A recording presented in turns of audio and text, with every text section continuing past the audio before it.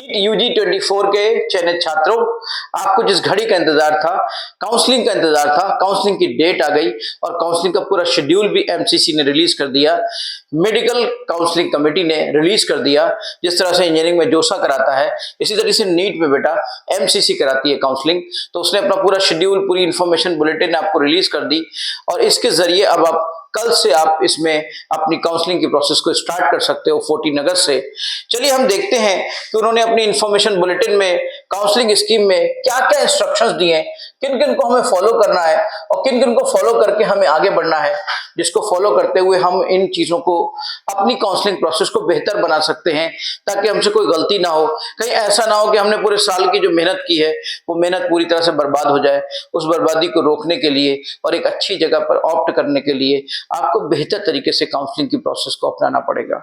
अगर आप देखें तो काउंसलिंग के इस इंफॉर्मेशन में उन्होंने पहले पॉइंट पे बोला है, फर्स्ट क्वेश्चन उन्होंने कहा कि देखो जितने भी हम इस फॉर्म के अंदर, सबसे पहली बात उन्होंने ये कही कि जो भी आप फॉर्म भरेंगे वो एमसीसी की वेबसाइट पे भरेंगे।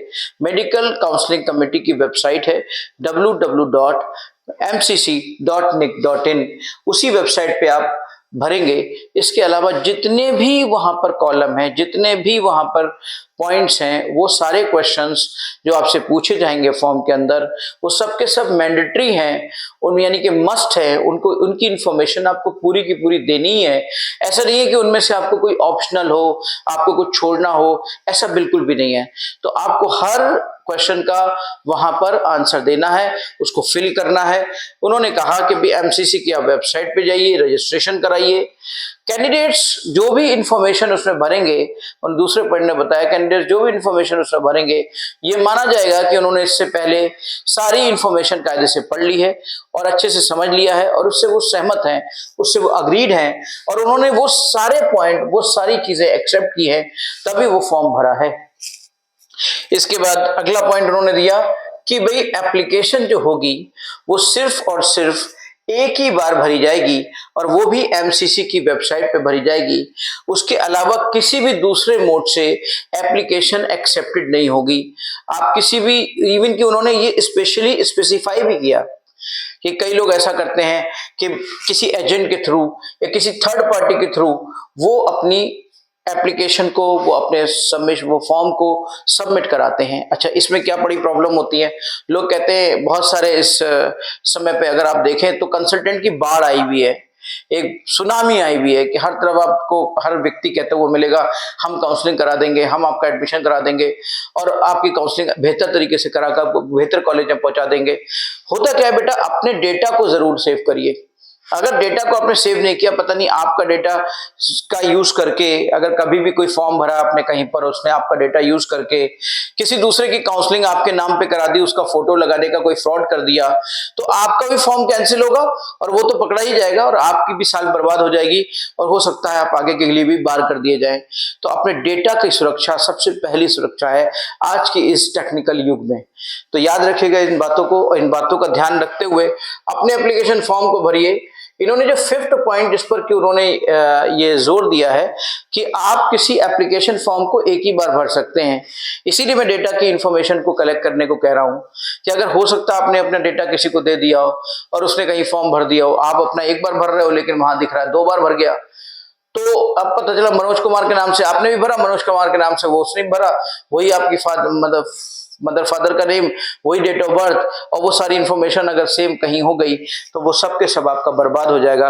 और बर्बाद होने के अलावा उस पर एक आप पर एक एक्शन भी लिया जा सकता है। देखिए उन्होंने लिखा है साफ साफ कि हम उस पर आपका फर्दर एक्शन भी ले सकते हैं, जो भी deemed appropriate by the MCC, यानी कि आपकी ये जो मेडिकल काउंसलिंग कमेटी है, इसके अलावा deputy general of health services है या ministry of health and family welfare है, ये सारी की सारी गवर्निंग बॉडीज हैं बेटा गवर्नमेंट ऑफ इंडिया की, और ये गवर्निंग बॉडीज उस पर फर्दर एक्शन ले सकती हैं।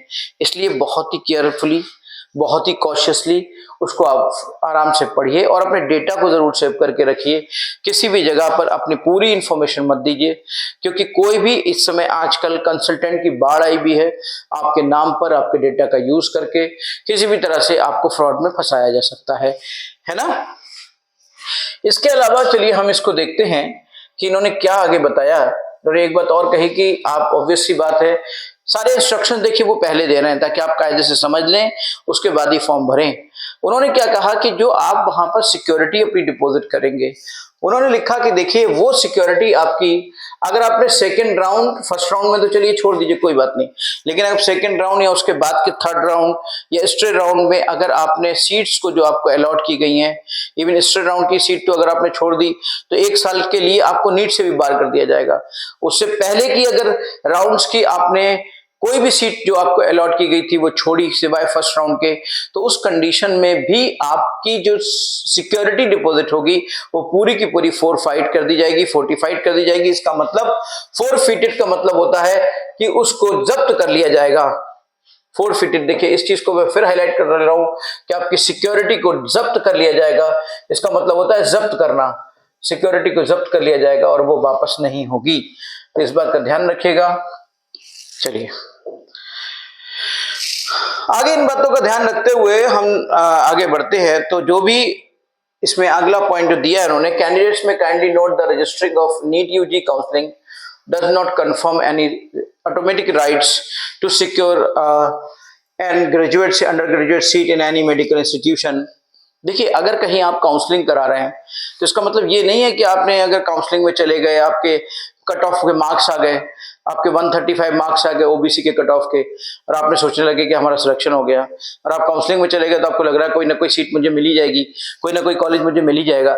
ऐसा नहीं है इसका मतलब सिर्फ इतना है कि आप काउंसलिंग की प्रोसेस में गए हैं, अगर आपकी बेस्ट रैंक होगी और अगर आप वहां की सीट्स के हिसाब से उससे मैच कर रहे होंगे तभी आपको कोई कॉलेज मिलेगा, अदरवाइज आपको कॉलेज नहीं मिलेगा। और कोई जरूरी नहीं है कि कॉलेज मिल ही जाए, और कॉलेज मिल भी गया तो जरूरी नहीं है कि आपकी चॉइस का मिले। तो ये सब डिपेंड करेगा, पूरा ऑटोमेटिक सिस्टम होता है बेटा, पूरा टेक्निकल सिस्टम होता है। आगे हम देखते हैं कि इस पर 8 पॉइंट उन्होंने क्या कह रहे हैं। उन्होंने कहा कि भाई देखिए 8 पॉइंट में समझिए, candidate should the information field during the online submission application is correct. उन्होंने कहा देखिए एक बार याद रखिएगा, आपने जो एप्लीकेशन फॉर्म में इंफॉर्मेशन अपनी भर दी और एक बार भरने के बाद अगर आप सोचो कि भैया वो एप्लीकेशन फॉर्म अब दोबारा से हम करेक्ट कर लें या कुछ कर लें, तो ये ऑनलाइन फॉर्म का सबमिशन है, यहाँ दोबारा कुछ नहीं होने वाला है। किसी भी सर्कमस्टांसेस में वो इंफॉर्मेशन आपकी बदली नहीं जाएगी और वही इंफॉर्मेशन लेकर आगे चीजों को चला जाएगा।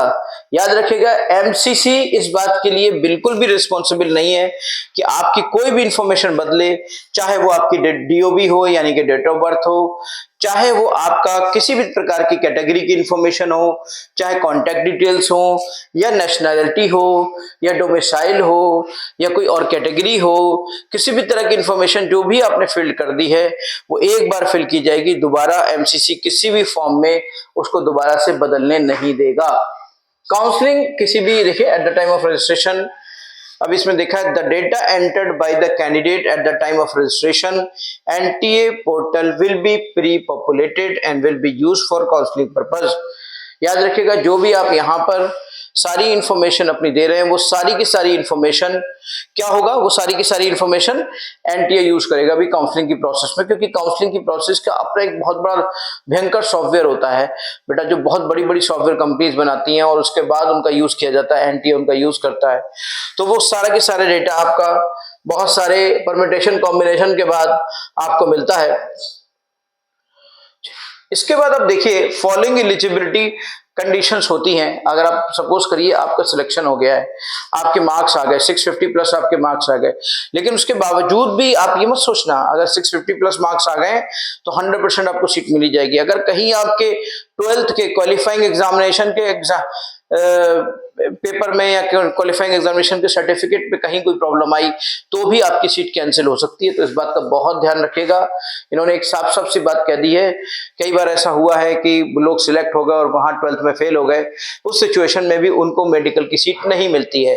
अगर आपको मेडिकल की सीट पाना है, ज्यादातर ऐसा नहीं होता है, तो एक कंडीशन उन्होंने बताई कि फिजिक्स, केमिस्ट्री या बायो में, इंग्लिश में, सभी में अलग अलग भी पास होना चाहिए और साथ में एग्रीगेट मिलाकर 50% मिनिमम होने चाहिए। अगर आप बात करें इसके अलावा कि कोई कैटेगरी होगी तब क्या होगा, तो SC ST कैटेगरी में यही जो इंफॉर्मेशन, ये जो परसेंटेज है, ये परसेंटेज SC ST के लिए और नॉन क्रीमी लेयर के लिए देखिए इस तरह से जो SC/ST के लिए परसेंटेज है वो आपका 40% है, या फिर PWD है जो फिजिकली डिसेबल्ड लोग होते हैं उनके लिए भी 40% का क्राइटेरिया है। बाकी सभी के लिए 50% का क्राइटेरिया है। SC/ST के लिए और OBC नॉन क्रीमी लेयर के लिए 40% का, और PWBD के लिए यानी कि फिजिकली डिसेबल्ड लोगों के लिए भी 40% का क्राइटेरिया है। ये जो आपको क्राइटेरिया हुए हैं ये सब के सब आपके नेशनल मेडिकल काउंसिल हो चाहे directorate of counselling of India हो, इन सब के लिए मिनिमम मार्क्स आपको बताए गए हैं। इनके जरिए ही आपको ये इन्फॉर्मेशन मिली कि भाई इनके अकॉर्डिंग इतने मिनिमम परसेंटेज आपके होने चाहिए। ये तो सबके हो ही जाते हैं, इसके लिए तो खैर कोई टेंशन की बात नहीं है। तो 10th पॉइंट भी इतना खास नहीं है, याद रखिएगा। Candidates are advised to visit college's website, contact the college authorities directly for any query regarding above information before filling the choices। उसके बाद आप choices जब फिल करते हो तो उस पर आपको ध्यान रखना है। अगला पॉइंट हम 11th पढ़ते हैं। Candidates are advise to confirm their eligibility domicile status before registering on. याद रखिएगा, अगर आप स्टेट कोटा कर रहे हैं, एक ऑल इंडिया कोटा है, एक आपका स्टेट कोटा है। अगर आप ऑल इंडिया कोटा से कर रहे हैं तो अलग बात हो गई, लेकिन अगर आप स्टेट कोटा से कर रहे हैं तो आपका डोमिसाइल का स्टेटस आपको चेक करना बहुत जरूरी है। आपका निवास प्रमाण पत्र जिसे हिंदी में बोलते हैं, कि उसको बहुत अच्छे से ध्यान से प्रॉपर तरीके से तैयार करा लीजिए। उसके बिना आपको स्टेट कोटा में एलिजिबिलिटी आपकी नहीं मानी जाएगी।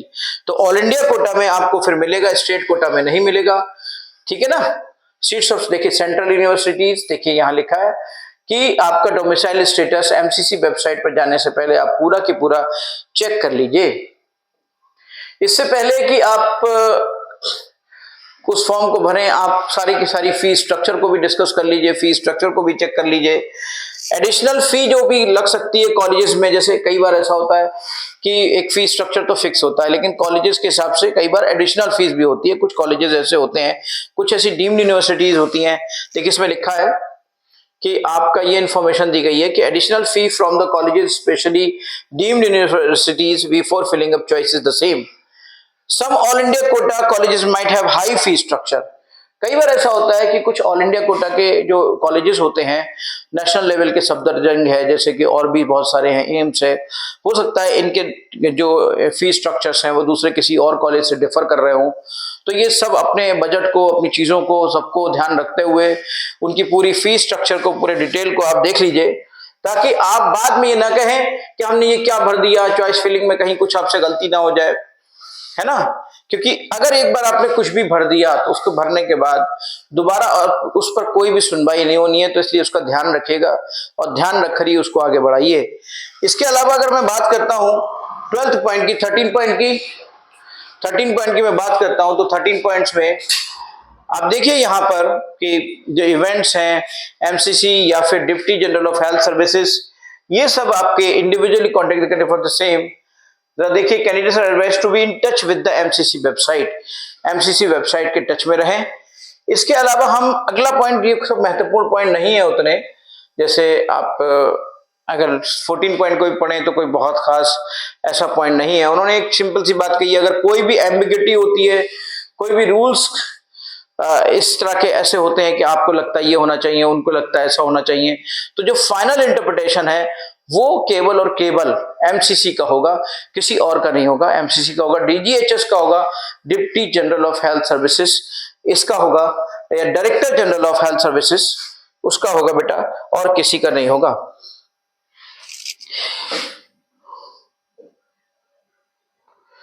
अगर कोई भी सोचे कि हमें कोई पर्टिकुलर या इंडिविजुअल इंफॉर्मेशन दी जाएगी, तो ऐसा नहीं होगा।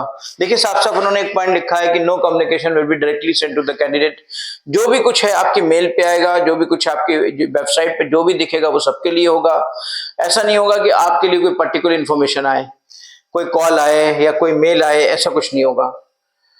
यहां पर जो आपने अपने मोबाइल नंबर या ईमेल आईडी दी है, उसी ईमेल आईडी को, मोबाइल नंबर को, जो आपने फॉर्म भरा था जब NTA का, जब एग्जाम देने जा रहे थे आप नीट का जो भरा था, वही आप MCC में भी भरिए, ताकि कोई भी OTP आए या कोई भी ऐसी अलग से कोई मैसेज आए तो उस पर आप आराम से उसको रिकवर कर पाए। ईमेल भी वही, ईमेल आईडी अपनी वही रखिए। अगर कोई भी आपका इन केस कहीं कोई ऐसा मसला पड़ जाता है जहां पर आपका वाद विवाद कोर्ट तक पहुंच जाता है, तो उनका कहना है कि सिर्फ दिल्ली कोर्ट की जुरिडिक्शन में ही हम डिस्कस कर सकते हैं, कहीं और पे हमारा केस नहीं जाएगा। यानी कि कोई भी अगर आप केस करोगे तो आपको दिल्ली ही जाना पड़ेगा उनसे लड़ने के लिए। 18 पॉइंट पे हम लोग पहुंचे और इसके अलावा 19 पॉइंट की अगर हम बात करें तो देखिए लिखा है all admissions and resignations will be made through online mode only. सिर्फ और सिर्फ ऑनलाइन मोड पे ही सब कुछ होगा, कोई भी काम आपका ऑफलाइन मोड पे नहीं होगा। तो याद रखिएगा ये ऑफलाइन मोड में यहाँ पर कुछ भी नहीं होने वाला है, सिर्फ नीट का पेपर हुआ है ऑफलाइन मोड में, बाकी कुछ नहीं होने वाला है। 20th पॉइंट की अगर हम बात करेंगे, सारे के सारे इनके इंस्ट्रक्शंस थे। लास्ट इंस्ट्रक्शन है हमारा 20th पॉइंट का लास्ट इंस्ट्रक्शन, आप देखिए जरा, जिसमें लिखा हुआ है कि अगर आपकी सिक्योरिटी फीस कहीं वापस हुई तो जिस अमाउंट से, जिस अकाउंट से आपने पैसा डाला है उसी अकाउंट में वो आपका सिक्योरिटी अमाउंट वापस हो जाए, ताकि एंट्री जो होगी ना, ताकि अकाउंटिंग की एंट्री रिवर्स की जा सके, उसका एक तरीका होता है ये, उस तरीके से आपका ये किया जा सकता है। ये थे बेटा आपके सारे के सारे इंस्ट्रक्शंस, 20 की 20 इंस्ट्रक्शंस जिसको हम लोग फॉलो कर रहे थे। अब अगर हम यहाँ पे बहुत सारे कुछ पॉइंट्स आए थे जिन पे हमने डिस्कशन किया था, कहीं कहीं पे बीच बीच में कुछ ऐसे छोटे छोटे शॉर्ट फॉर्म आई थी जिनका एब्रिविएशन आया था, अगर उनको हम थोड़ा सा देखें तो ये तो हम सब जानते हैं, DGHS का मतलब क्या होता है, DM का मतलब क्या होता है, EWS का मतलब क्या होता है, IP कोटे का मतलब क्या है, NMC का मतलब क्या है, नेशनल मेडिकल काउंसिल, RM का मतलब क्या है, राम मनोहर लोहिया, है ना, WP का मतलब क्या है, रिट पिटिशन। तो ये एक इंफॉर्मेशन थी, सपोर्टिंग हैंड था कि चलो भाई इसका यूज करते हुए आप कर लीजिए। चलिए एक बार हम फिर से फ्लो चार्ट देखते हैं काउंसलिंग का। ये काउंसलिंग किस किस तरीके से होगी, यहाँ पर हमने सारे के सारे इंस्ट्रक्शंस अभी तक देखे। अब हम काउंसलिंग के फ्लो चार्ट को देखते हैं। तो अगर आप देखें तो सबसे पहले देखिए ये पूरा एक डायग्राम बहुत अच्छा सा बनाया है, फ्लो चार्ट बनाया है। सबसे पहले ऑनलाइन मेडिकल काउंसलिंग जो होगी वो देखिए वेबसाइट के थ्रू होगी, ये आपको पहले ही बता चुका है। इसके बाद रजिस्ट्रेशन हो, चाहे कुछ भी हो, चाहे सिक्योरिटी डिपॉजिट हो, सबमिशन ऑफ चॉइसेस हो, सबके सब इसी वेबसाइट पर होगा। तो उसके बाद फर्स्ट राउंड की सीट के लिए काउंसलिंग शुरू होगी। जब फर्स्ट राउंड की सीट के लिए काउंसलिंग होगी, अगर राउंड 1 में आपको कोई सीट अलॉट हो जाती है तो अगर हाँ तो अगर ना, नहीं होती है तो इधर से रास्ता है, और अगर होती है तो इधर से रास्ता है। राउंड 1 में अगर सीट अलॉट होती है तो उस सिचुएशन में जो भी आपकी, जिस इंस्टीट्यूट में आपको सीट अलॉट हुई है उस इंस्टीट्यूट में जाकर आप रिपोर्ट करिए वहां पर जाकर, और रिपोर्ट करने के बाद वहां पर देखिए विलिंगनेस अपनी दिखाइए कि अपग्रेडेशन टू राउंड 2। अगर आपकी विलिंगनेस है कि आपके सेकेंड राउंड में जाना चाहते हो, मान लो आपके पसंद की चीज नहीं आई और आप यहां से अगर आप इसमें सीट में जाना चाहते हो और यहां से अगर आप निकलना चाहते हो तो आपके पास फ्री एग्जिट है, यानी कि यहां पर आपकी सिक्योरिटी डिपॉजिट नहीं, आपको फोरफिटेड नहीं होगी। इसका मतलब आपकी सिक्योरिटी जब्त नहीं की जाएगी। इसके बाद अगर आप इस सिचुएशन पर उस इंस्टीट्यूट में जाकर रिपोर्ट करते हो और वहां पर आपका मन है कि यार हम दूसरे उसमें जाएं, नए काउंसलिंग में जाएं, मतलब राउंड सेकंड में जाएं, ताकि हमें कोई अपनी पसंद का कॉलेज मिल जाए। हो सकता है आपको सीट तो मिल गई लेकिन पसंद का कॉलेज नहीं मिला, अब आप चाहते थे कि हमारे पसंद का कोई कॉलेज मिल जाए, तो पसंद के कॉलेज में जाने के लिए आपने सेकंड राउंड की तरफ अपने आप को इन्वॉल्व कर दिया। अब दूसरी सिचुएशन ये है कि आपकी विलिंगनेस नहीं है कि आप सेकंड राउंड में जाएं। अगर आप सेकंड राउंड में नहीं जाना चाहते, आपको जो सीट मिली है, जो कॉलेज मिला है, उस कॉलेज में अगर आप अपनी पढ़ाई करना चाहते हैं तो अपनी पढ़ाई शुरू करिए, कोई दिक्कत नहीं है। अगर आप उसमें पढ़ाई नहीं शुरू करना चाहते, आपका मन है कि यार मेरे को तो हो सकता है कि पहले राउंड में ये नहीं मिला और हो सकता है कि सेकंड राउंड में मुझे ये वाला GSBM मिल जाए या KGMC मिल जाए, तो उस सिचुएशन के लिए आपने सेकंड राउंड चुना। और इस तरफ जिन लोगों को पहले राउंड में नहीं भी मिली थी सीट, उन्होंने भी सेकंड राउंड चुना। लेकिन याद रखिएगा दोनों ही लोगों को, चाहे जो पहले ये चुन चुके हैं चाहे जो नहीं हुए हैं, इन सबको फ्रेश रजिस्ट्रेशन कराना होता है, फ्रेश चॉइस फिलिंग करनी होती है, फ्रेश रजिस्ट्रेशन कराना होता है, फ्रेश चॉइस फिलिंग करनी होती है, और बिल्कुल सेम पैटर्न पे फिर से सेकंड राउंड अलॉटमेंट होता है, सेकंड राउंड की सीटें होती हैं। फिर सेकंड राउंड की सीट में अगर आपके पसंद का कॉलेज मिल जाता है तो आप वहां जाइए, नहीं मिलता है तो आप थर्ड राउंड पे चले जाइए, नहीं उधर सेकंड राउंड में मिला है तो भी आप थर्ड राउंड में जा सकते हैं। और इस तरीके से आपका ये देखिए, आप अगर सेकंड राउंड पे पहुंचने के बाद आपके पसंद का कॉलेज मिल गया तो आप उस इंस्टीट्यूट में चले जाइए, और अगर नहीं मिलता है तो आप राउंड 3 के लिए चले जाइए। इसी तरीके से यहां पर आपके अगर पसंद का कॉलेज नहीं भी मिला है तब भी आप राउंड 3 में जा सकते हैं, और राउंड 3 में जाने के बाद यहां से आप राउंड 3 में शुरुआत कर सकते हैं। अपने राउंड 3 की पेज की राउंड 3 में आपको फिर से नए चॉइसेस भरनी होंगी, नए तरीके से रजिस्ट्रेशन कराना होगा और फिर वही सिचुएशन। फिर इस सिचुएशन के बाद अगर आपको कॉलेज मिल जाता है तो आप वहां जाइए, नहीं मिलता है तो आप स्ट्रेट राउंड में जाइए। स्ट्रेट राउंड में अगर आप जानते हैं तो याद रखिएगा, स्ट्रेट राउंड में जाने के बाद या सेकंड राउंड में जाने के बाद या थर्ड राउंड में जाने के बाद अगर आपको सीट मिल जाती है और आपने छोड़ा तो आपकी सिक्योरिटी डिपॉजिट जो होता है वो जब्त कर लिया जाता है। और इवन अगर आप उसके बाद भी मान लो नहीं छोड़ते हैं, आप अगले राउंड में चले जाते हैं, दो रास्ते थे आपके पास, या तो आप छोड़ दोगे या आप अगले राउंड में चले जाओगे या आप कॉलेज में चले जाओगे। कॉलेज चले जाते हो तो कोई बात ही नहीं है, अगर आप यहाँ पे छोड़ते हो सेकंड राउंड या थर्ड राउंड में तो आपकी सिक्योरिटी डिपॉजिट हो जाएगी, और नहीं छोड़ते हो तो आप स्ट्रेट राउंड में जाओगे। तो स्ट्रेट राउंड में आप चले जाते हो। स्ट्रेट राउंड में जाने के बाद की सिचुएशन ये होती है कि अगर आपने वहां से भी कोई चॉइस फिलिंग करी और चॉइस फिलिंग करने के बाद आपको सीट मिली और सीट मिलने के बाद अगर आपने नहीं छोड़ दिया तो 1 साल के लिए आपको डिबार कर दिया जाता है, और नहीं छोड़ा तो आपको कॉलेज मिल जाता है और कॉलेज में जाके आप बेहतरीन पढ़ाई करते हो। ठीक है ना। तो इसी के साथ ये पूरा शेड्यूल आपने देखा। इसके आगे की इंफॉर्मेशन, बहुत सारी डिटेल आपको आगे भी मिलती रहेगी, लेकिन अभी तक के लिए इस वीडियो में हम यहीं तक का रखते हैं। Thank you.